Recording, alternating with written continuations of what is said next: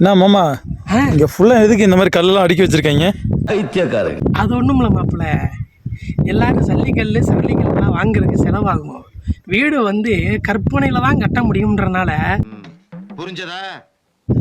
குன்றுக்கு கீழே கட்டுனா கோடிக்கணக்கில் செலவு, குன்றுக்கு மேலே வந்து குட்டி கல் எடுத்து நட்டு வச்சா ஈஸியாக வீடு கட்டிட்டேன். கட்ட முடியாதவனுக்கு ஈஸியாக வீடு கட்டுறதுல இதுதான் நினைப்பு. கேட்டுக்க. அப்படிப்பட்ட பல இளைஞர்களினுடைய கனவு வீடு கட்டணுன்ற ஒரு எண்ணம் இருக்கிறவெல்லாம் இந்த மாதிரி கட்டிட்டு போயிருக்கான். சரி, தெரிஞ்சுக்கிட்டியா?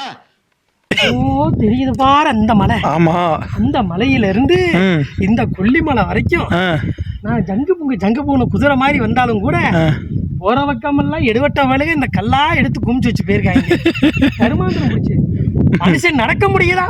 நான் மட்டும் செருப்பு போடாம மலை ஏறணுமா? ஊர்ல இருக்கலாம் செருப்பு போட்டு வருவானா? அதனாலதான் போற வகையில கிளப்பி விட்டு போறது. உங்களை பார்த்தா நல்லவரா தெரியுது. நியாயமானு நீங்களே சொல்லுங்க.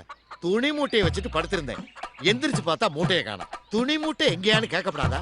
முதல் போட்டு அதை கூட கேட்கப்படாதா? எங்கேயான்னு கேட்டதுக்கு பொம்பளையில விட்டு அடிக்க வர்றாங்க. அடிக்கணும்னு முடிவு பண்ணிட்டீங்கல்ல, நாலு ஆம்பளை வந்து அடிச்சிருக்கலாம். பொம்பளைக்கிட்ட அடி வாங்கினா, பொம்பளைக்கிட்ட அடி வாங்கினான்னு ஊரெல்லாம் பரவிடாதா? நாளைக்கு ஏன் பொண்டாட்டி ஊரு பொம்பளை ஊரை அடிக்கிறான், நான் ஒரு அடி அடிக்க கூடாதுன்னு கேட்க மாட்டாளா? என்னென்ன நியாயம்? ஆனா இதை நம்ம 2 பேரும் சும்மா விடக்கூடாது.